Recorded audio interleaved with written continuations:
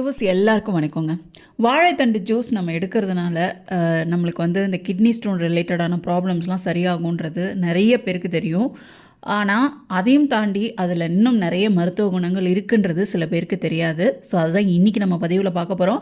So வாழைத்தண்டு ஜூஸை வந்து நீங்கள் வந்து வாரத்தில் 2 நாள் இல்லை 3 நாட்கள் எடுத்தாலே போதும். நீங்கள் டெய்லி எடுக்கணும்னு அவசியம் கிடையாது.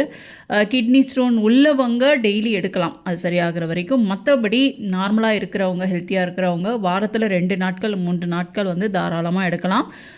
இதை வந்து கிட்னி ஸ்டோனுக்கு மட்டும் இல்லை, மற்ற சில பிரச்சனைகளுக்கும் பயன்படுத்தலாம். அதை எப்படின்றத பார்க்கலாம். ஸோ இதில் நிறைய மருத்துவ குணம் இருக்குதுன்னு சொல்லியிருக்கேன். கால்சியம், வைட்டமின் B6 நிறையா இருக்குது, பொட்டாசியம் இருக்குது, இரும்பு சத்து இருக்குது, மெக்னீஷியம், இன்னும் நிறைய ஒரு சத்துக்கள் வந்து இதில் இருக்குதுன்னு தான் சொல்லணும். இப்போ வந்து நம்மளுடைய ஃபுட் ஹேபிட்ஸ், அதாவது நம்மளுடைய லைஃப் ஸ்டைலில் எல்லாமே மாறிடுச்சுன்னு தான் சொல்லணும். கொழுப்பு நிறைஞ்ச உணவுகள் தான் வந்து இப்போ நிறைய சாப்பிட்டுட்டு இருக்காங்க. ஸோ அந்த மாதிரி சாப்பிட்றவங்க வாரத்தில் ஒரு 3 நாட்களாவது இந்த வாழைத்தண்டை ஜூஸ் போட்டு குடிச்சிட்டு வாங்க. ரொம்ப ரொம்ப ரொம்ப நல்லது. பிளட் கொலஸ்ட்ரால் லெவல் எல்லாமே நார்மல் ஆகிடும். உடம்புல கொழுப்பு சேராமல் பார்த்துக்கும். ஸோ அவங்க வந்து இதை ட்ரை பண்ணலாம். இன்னொன்று, இது வந்து குடல் சார்ந்த பிரச்சனைகளுக்கும் ரொம்ப ரொம்ப நல்லது. குடலில் இருக்கக்கூடிய அந்த நச்சுக்களை வெளியேற்றுறதுல இது வந்து ஒரு பெஸ்ட்டான ஒரு ட்ரிங்க்குன்னு தான் நான் சொல்லுவேன். ஸோ இந்த ஜூஸை வந்து நம்ம வாரத்தில் 3 நாட்கள் போல் குடிச்சிட்டு வரும்போது குடலில் தேங்கி இருக்கக்கூடிய நச்சுக்கள் வெளியேறும். கான்ஸ்டிபேஷன் பிரச்சனை சரியாகும். இந்த அசிடிட்டி, நெஞ்செரிச்சல்னு சொல்கிறாங்க பார்த்தீங்களா, ஸோ அந்த பிரச்சனையெல்லாம் வராமல் இருக்கும். அந்த மாதிரி ப்ராப்ளம் உள்ளவங்களும் இந்த ஜூஸை தாராளமாக ட்ரை பண்ணலாம். அசிடிட்டி பிரச்சனை உள்ளவங்க இந்த ஜூஸில் கொஞ்சம் மோர் கலந்துக்கோங்க. கலந்து இந்துப்பு கலந்து குடிச்சிட்டு வாங்க. ரொம்ப ஒரு எஃபெக்டிவான ஒரு ட்ரிங்காக இருக்கும். ஸோ ட்ரை பண்ணி பாருங்கள். அதே மாதிரி இதில் ஃபைபர் வந்து ரொம்ப ஜாஸ்தியாக இருக்குது. ஸோ நிறைய பேர் இது வந்து வெயிட் லாஸ்க்கு ட்ரை பண்ணுவாங்க.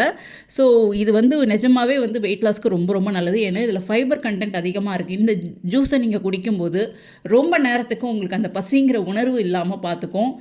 வயிறு வந்து ஃபுல்லாக இருக்கிற ஒரு ஃபீல் இருந்துக்கிட்டே இருக்கும். ஸோ அதனால் வந்து இந்த ஜூஸை வெயிட் லாஸ்க்கு ட்ரை பண்ணுறவங்க இதை எடுத்துகிட்டு வாங்க. ரொம்ப ரொம்ப நல்லது.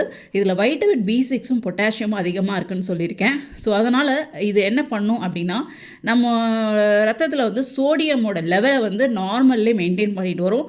ஸோ நார்மலாக பிபி உள்ளவங்களுக்குலாம் வந்து சோடியம் கண்டென்ட் உள்ள ஃபுட்டை வந்து கொஞ்சம் அவாய்ட் பண்ண சொல்லுவாங்க.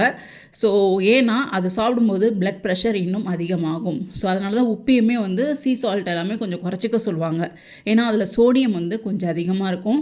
ஸோ பிளட் ப்ரெஷர், அதாவது ஹை பிளட் ப்ரெஷர் பிரச்சனை உள்ளவங்க இந்த இந்த வாழைத்தண்டு ஜூஸை வந்து தாராளமாக எடுத்துகிட்டு வரலாம். அதே மாதிரி எனக்கு வந்து இதெல்லாம் நார்மலில் இருக்கணும்னு நினைக்கிறவங்களும் இந்த ஜூஸை தாராளமாக எடுத்துகிட்டு வரலாம். இது வந்து வாரத்தில் 2 நாட்கள் இல்லை 3 நாட்கள் எடுக்கலாங்க. தாராளமாக 3 நாட்கள் வந்து இந்த ஜூஸை நீங்கள் எடுத்துகிட்டு வரலாம். இல்லை ஒரு நாள் விட்டு ஒரு நாள் அப்படி கூட நீங்கள் சாப்பிட்டு வரலாம். ரொம்ப ரொம்ப ரொம்ப நல்லது. ட்ரை பண்ணி பாருங்கள். ஹெல்த்தியாக இருங்க, எப்பவும் சந்தோஷமாக இருங்க. அப்போ தான் ஆரோக்கியமாக இருக்க முடியும். Thank you so much.